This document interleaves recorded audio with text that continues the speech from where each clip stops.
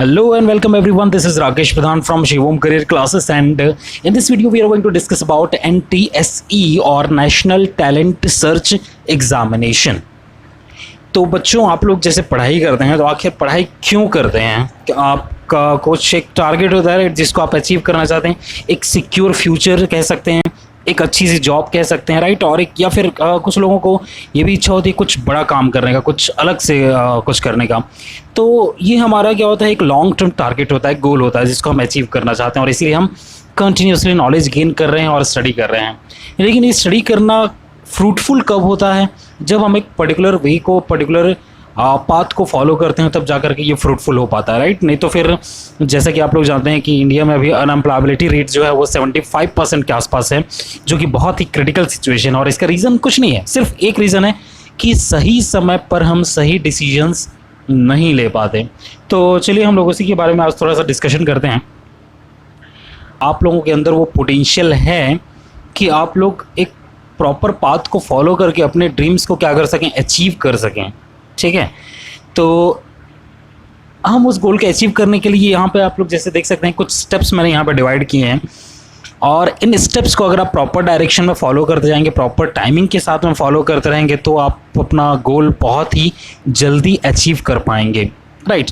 जिसमें हमारा first step है NTSE, national talent search examination. इसके बारे में डिटेल में मैं अभी आपको लोगों के साथ डिस्कस करूँगा। उसके बाद सेकंड स्टेप आपके पास है KVPY, जिसको हम लोग कहते हैं किशोर वैज्ञानिक प्रोत्साहन योजना।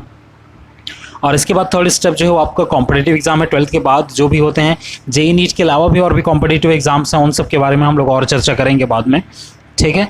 और ये बस एग्जांपल के लिए मैंने अभी लिया है। और उसके बाद फिर आप लोग ग्रेजुएशन के बाद में गेट, कैट और PSC, UPSC या CGPSC का एग्जामिनेशन वगैरह देंगे। तो ये सब देखिए, ये एक एक करके इन स्टेप्स को क्रॉस करना हमारे लिए इसलिए ज़रूरी है क्योंकि हर एक स्टेप आपको दूसरे स्टेप के लिए या नेक्स्ट स्टेप के लिए प्रिपेयर करता है, राइट? आप NTSE के लिए प्रिपरेशन करेंगे तो आप KVPY के लिए प्रिपेयर रहेंगे।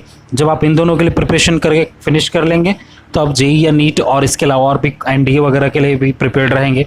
जब आप इन तीनों को अच्छे से क्वालिफाई कर लेंगे तब आप जा कर के गेट, कैट, PSC के लिए वेल प्रिपेयर्ड रहेंगे, ठीक है? जैसे आप लोग न्यूज़ में सुनते हैं ना कि फर्स्ट अटेम्प्ट में इस स्टूडेंट ने IAS का एग्ज़ाम या UPSC का एग्ज़ाम क्लियर कर लिया। तो वो फर्स्ट अटेम्प्ट का मतलब ये नहीं होता कि सिर्फ 1 साल की प्रिपरेशन के बाद उसने क्लियर कर लिया, उसके पीछे कई सालों की लंबी मेहनत होती है।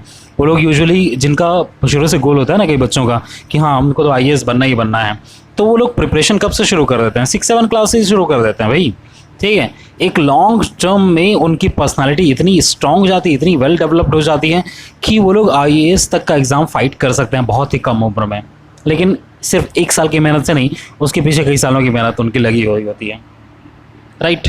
तो चलिए हम लोग आगे बात करते हैं NTSE के बारे में। नेशनल टैलेंट सर्च एग्जामिनेशन जो है वो बेसिकली एक स्कॉलरशिप एग्ज़ाम होता है जिसको NCERT कंडक्ट करती है नेशनल लेवल पे, राइट? और इस एग्ज़ाम को एक्चुअली सिर्फ 10th में पढ़ने वाले स्टूडेंट्स ही दे सकते हैं, बट इसमें syllabus since 9th and 10th दोनों का पूछा जाता है, तो आपको प्रिपरेशन 9 से स्टार्ट करनी पड़ेगी। और इसका एग्ज़ाम कैसा होता है? 2 स्टेजेस में होता है। पहला स्टेज जो होता है वो नवंबर के मंथ में यूजुअली कंडक्ट किया जाता है। इस साल हो सकता है डिले हो जाए कोरोना वायरस की वजह से, ठीक है? तो मान के चल रहे हैं हम लोग दिसंबर-जनवरी के आसपास में इसका एग्ज़ाम कंडक्ट हो सकता है। और सेकंड स्टेज जो होता है नेशनल लेवल का, वो कंडक्ट किया जाता है मई-जून के मंथ में। जब 10th बोर्ड का रिजल्ट आ जाता है ना, तो उसके बाद सेकंड स्टेज कंडक्ट किया जाता है। हर स्टेज में 2 पेपर्स होते हैं, 2 पेपर्स होते हैं जिनको हम लोग मैट और सैट के नाम से जानते हैं। इसके बारे में भी डिटेल में हम लोग आगे डिस्कशन करेंगे। और फर्स्ट स्टेज का जो एग्ज़ाम होता है वो स्टेट लेवल पे होता है। जैसे आप लोग CG के स्टूडेंट्स हैं, CG में पढ़ रहे हैं, मीन्स भले ही CBSE बोर्ड हो लेकिन आप CG में पढ़ रहे हैं, CG छत्तीसगढ़ स्टेट में पढ़ रहे हैं, तो छत्तीसगढ़ के CG बोर्ड के सिलेबस के अकॉर्डिंग आपका फर्स्ट स्टेज जो होगा वो कंडक्ट किया जाएगा। सेकंड स्टेज के लिए फिर आप लोगों को CBSE लेवल का पढ़ाई करना पड़ेगा, ठीक है? उसके लिए भी हम लोग प्रिपरेशन आप लोगों को करा देंगे। तो सेकंड स्टेज जो होता है वो नेशनल लेवल का एग्ज़ाम होता है, तो उसमें कंपटीशन क्या रहेगा, काफ़ी टफ रहेगा आप लोगों के लिए। उसके बाद जो लास्ट ईयर का डेटा है उसके अकॉर्डिंग लगभग 195 स्टूडेंट्स का सिलेक्शन हुआ था फर्स्ट स्टेज में। मींस ये 195 स्टूडेंट्स वो हैं जिन्होंने फर्स्ट स्टेज को क्वालिफाई किया था और सेकंड स्टेज के एग्ज़ाम देने के लिए एलिजिबल हुए थे। ठीक है, लगभग 17,000 बच्चे एनटीएससी फर्स्ट स्टेज के एग्ज़ाम में बैठे थे सिर्फ छत्तीसगढ़ से, जिसमें से 195 का सिलेक्शन हुआ था सेकंड स्टेज के लिए। फर्स्ट स्टेज क्वालिफाई करने के बाद आपको 10th बोर्ड में एटलीस्ट 80% भी स्कोर करना होगा, जिसके बाद आप सेकंड स्टेज का एग्ज़ाम दे पाएंगे। और सिमिलरली 9th क्लास में आपका स्कोर जो है ना 60% का होना चाहिए, तब आप फर्स्ट स्टेज का एग्ज़ाम दे पाएंगे। ठीक है, और लगभग 4,000 स्टूडेंट्स जो होते हैं वो ऑल ओवर इंडिया से सेलेक्ट किए जाते हैं सेकंड स्टेज के एग्ज़ाम के लिए। जो 195 स्टूडेंट थे वो सीजी के थे। ठीक है, और ओवरऑल ऑल इंडिया से 4,000 स्टूडेंट्स का सिलेक्शन किया जाता है। तो इन 4,000 में से सिर्फ 1,000 बच्चे ऐसे होते हैं, टॉप 1,000 बच्चे ऐसे होते हैं जो कि स्कॉलरशिप के लिए एलिजिबल हो पाते हैं सेकंड स्टेज के एग्ज़ाम के बाद। राइट, तो ये तो खैर डेटा है जिससे आप लोगों को एक जनरल आइडिया मिल जाए कि आखिर हमारा कंपटीशन किस लेवल पे होने वाला है। नेक्स्ट, स्कॉलरशिप के डिटेल्स मैं आप लोगों को बता दूं यहाँ पे कि अगर आप 10th क्लास में फिर उसके बाद आप सेकंड स्टेज तक क्वालिफाई करते हैं तो आपको 11th एंड 12th क्लास में 1,250 रुपये पर मंथ की स्कॉलरशिप मिलती है। जब आप ग्रेजुएशन करने के लिए जाएंगे या पोस्ट ग्रेजुएशन करेंगे उसके बाद तो आपको 2,000 पर मंथ की स्कॉलरशिप मिलेगी। और अगर आप पीएचडी करते हैं तो उसके अकॉर्डिंग आप लोगों को यूजीसी के नॉर्म्स के अकॉर्डिंग आप लोगों को स्कॉलरशिप मिलती है। अमाउंट वेरी कर सकता है अलग अलग फील्ड के लिए। ठीक है, तो ये एग्ज़ाम सिर्फ इसलिए इम्पॉर्टेंट नहीं है कि आपको स्कॉलरशिप मिलता है। राइट, ये एग्ज़ाम नेशनल लेवल पे आपको एक अलग आइडेंटिटी प्रोवाइड करता है। आप बहुत ही अलग हो जाते हैं बाकी अदर स्टूडेंट्स के कंपैरिजन में अगर आप इस एग्ज़ाम को क्वालिफाई करते हैं। इसके अलावा और क्या क्या बेनिफिट्स हो सकते हैं इस एग्ज़ाम के? आपकी लर्निंग कैपेबिलिटी जो होगी वो इम्प्रूव होगी, आप जल्दी चीज़ों को सीख पाएंगे, आपकी कॉग्निटिव स्किल बेसिकली जो होती है वो इम्प्रूव होगी। आप फ्यूचर में जितने भी कॉम्पिटिटिव एग्जामिनेशंस देंगे उन सब के लिए आप वेल प्रिपेयर्ड रहेंगे क्योंकि आपके पास एक अच्छा एक्सपीरियंस रहेगा इस चीज़ का। और 12th के बाद में या ग्रेजुएशन के बाद में जो क्या बोलते हैं आपके जॉब्स के लिए भी जो डिफरेंट टाइप के कॉम्पिटिटिव एग्ज़ाम्स होते हैं उन सब में भी आपको एक एडवांटेज मिलेगा। इसके अलावा जब आप जॉब के लिए अप्लाई करेंगे कॉलेजेस के बाद में, ठीक है, प्लेसमेंट वगैरह जब सेशन होता है तो उस टाइम पे आप लोगों के रिज्यूमे में, आपके सीवी में एक अलग से टैग नज़र आएगा कि आपने एनटीएससी क्वालिफाई किया था। ये एक अलग इंप्रेशन डेवलप करता है जो भी एम्प्लॉयर है उसके माइंड में। राइट, इसके अलावा आप अगर एकदम इनसे इंस्टेंट बेनिफिट के बारे में अगर हम लोग बात करें तो आप लोगों की जो सब्जेक्ट हैं 9th और 10th के उसके लिए आप लोगों की अंडरस्टैंडिंग, आपका कंसेप्ट बिल्डअप जो होगा वो बहुत ही बेटर तरीके से हो पाएगा और आप लोग कॉन्फिडेंस भी गेन कर पाएंगे। तो ये सारे अदर बेनिफिट्स हैं जो आप लोगों को मिलेंगे इस एग्ज़ाम के प्रिपरेशन के थ्रू। और आप लोगों का एग्ज़ाम पैटर्न जो होने वाला है वो कुछ इस तरीके का होने वाला है। पेपर 1 जो होता है उसको हम लोग मैट कहते हैं, मेंटल एबिलिटी टेस्ट, जो कि 120 मिनट का होता है और इसमें 100 क्वेश्चंस होंगे और 100 मार्क्स होंगे। ठीक है, तो 2 घंटे में आपको 100 क्वेश्चंस जो हैं सॉल्व करने हैं 100 मार्क्स के लिए। सेकंड पेपर जो होता है वो सेट का होता है, स्कॉलस्टिक एबिलिटी टेस्ट कहते हैं इसको हम लोग, और ये भी 120 मिनट का होगा। इसमें भी नंबर ऑफ क्वेश्चन 100 होंगे और 100 मार्क्स के होंगे। स्टेज 1 की बात मैं कर रहा हूँ। ठीक है, स्टेज 2 में क्या होता है कि ये दोनों पेपर तो रहते ही हैं, मैट में आपका 40 नंबर का इंग्लिश भी ऐड होता है। खैर उसके बारे में हम लोगों को अभी टेंशन नहीं लेना है, वो बहुत ईजी होता है और उसके मार्क्स ऐड भी नहीं होते हैं। ठीक है, सिर्फ क्वालिफाई करने के लिए रहता है। तो आपका मेंटल एबिलिटी टेस्ट जो होता है वो बेसिकली लॉजिकल रीजनिंग के क्वेश्चन हैं। अगर आप लोगों ने नवोदय का पेपर दिया होगा कभी पास्ट में तो आप लोगों को पता होगा कि लॉजिकल रीजनिंग के क्वेश्चन किस तरीके के होते हैं। राइट, तो सेम उसी तरीके का क्वेश्चन ये होता है आपके इसमें भी, मेंटल एबिलिटी टेस्ट में भी 100 क्वेश्चन रहेंगे इसमें।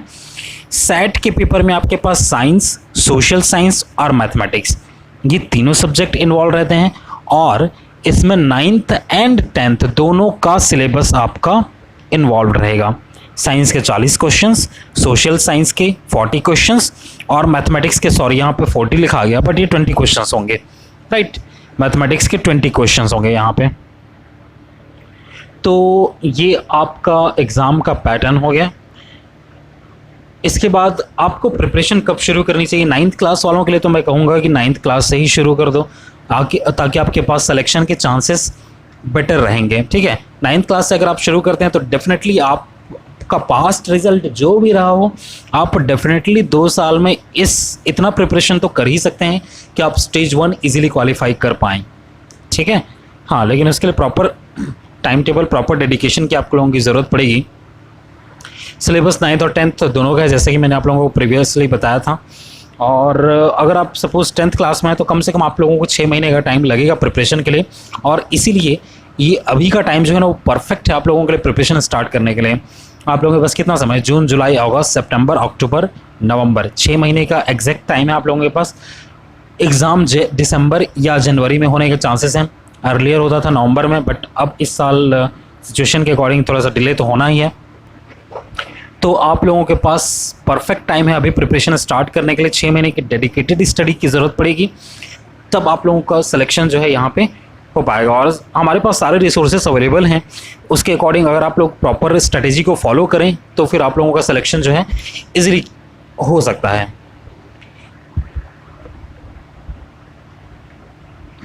तो हमारे पास आप लोगों के लिए प्लान क्या है कि आप लोग हम लोग जो है क्लासेस जो है 26 जून से ही बिगिन कर रहे हैं, शुरू कर रहे हैं। ठीक है, ट्यूसडे का दिन है, उस दिन से हमारे प्रिपरेशन जो है बिल्कुल फुल स्पीड में स्टार्ट हो जाएगी। आप लोगों को नोट्स दिए जाएंगे, डेली प्रैक्टिस प्रॉब्लम्स या DPPs दिए जाएंगे, रेगुलर टेस्ट्स कंडक्ट किए जाएंगे एग्जामिनेशन तक, और ये सब चीज़ें फ्री ऑफ कॉस्ट रहेंगी आप लोगों के लिए। सभी तरह के एनालिसिस रिपोर्ट वगैरह, आप लोगों का टेस्ट के रिपोर्ट वगैरह जो हैं, हर तरह का सपोर्ट, हर तरह के डाउट डिस्कशन जो हैं, वो सब आपको मिलेगा पूरे 2 साल के लिए। अगर आप 9th में हैं तो, और 10th में हैं तो पूरे 1 साल के लिए आप लोगों को गाइडेंस मिलती रहेगी। और आप लोगों से हम क्या एक्सपेक्ट करते हैं कि आप लोग रेगुलर क्लासेस को अटेंड करें, जितनी भी क्लासेस आप लोगों के लिए कंडक्ट की जा रही हैं, क्योंकि एक दिन का लॉस यहाँ पे सिर्फ एक दिन का लॉस नहीं होता, वो आपके 1-2 हफ्ते का लॉस हो जाता है। ठीक है, ये फैक्ट है। आप लोग को ये तब रियलाइज़ होगा जब आप लोग एक दिन के क्लास मिस करेंगे। वो सिर्फ एक दिन का क्लास मिस नहीं होता, वो पूरा टॉपिक ही चला जाता है दिमाग से। ठीक है, और दूसरी चीज़ आप लोगों को क्या करना है कि आप लोगों को डेली प्रैक्टिस प्रॉब्लम जो दिए जाएंगे डेली, उसको उसी दिन सॉल्व करना है। ठीक है, आप लोग नेक्स्ट डे के लिए मत टालें, उसको उसी दिन आप लोगों को सॉल्व करना है, ताकि आप लोग नेक्स्ट डे के लेक्चर के लिए प्रिपेयर हो सकें। राइट, हर टेस्ट को आप लोगों को सिंसियरली देना है, और टेस्ट में जो भी गलतियां हो रही हैं उनसे आपको सीखना है, उसको इम्प्रूव करना है, और नेक्स्ट टेस्ट में बेटर परफॉर्म करना है। और एक लास्ट चीज़ जो आप लोगों से एक्सपेक्टेड है वो है कि डाउट्स अगर कहीं पे भी आते हैं तो पूछने से बिल्कुल भी हिचकिचाना नहीं है, क्योंकि जब तक आप लोग डाउट्स पूछेंगे नहीं तब तक आपके डाउट्स क्लियर नहीं हो पाएंगे, और डाउट्स का आप लोगों के पास एक ढेर बनता जाएगा जो कि लास्ट में आप लोगों को बहुत परेशान करेगा। राइट, जिस दिन जो डाउट आ रहा है उसको उसी दिन क्लियर कीजिए, बहुत बेटर ऑप्शन है। तो इतनी चीज़ें हम आपसे एक्सपेक्ट करते हैं। अगर आपने इतनी चीज़ें सिर्फ इतनी चीज़ें अगर आपने सिंसियरली फॉलो कर ली तो हम गारंटी देते हैं आपके सिलेक्शन की। ठीक है, सो ऑल द बेस्ट सभी को, और मिलते हैं फिर 26 जून से, ट्यूसडे से। आई एक्सपेक्ट कि आप लोग रेगुलर क्लासेस को अटेंड करें और अपने सिलेक्शन के चांसेस को इम्प्रूव करें। Thank you so much, good bye.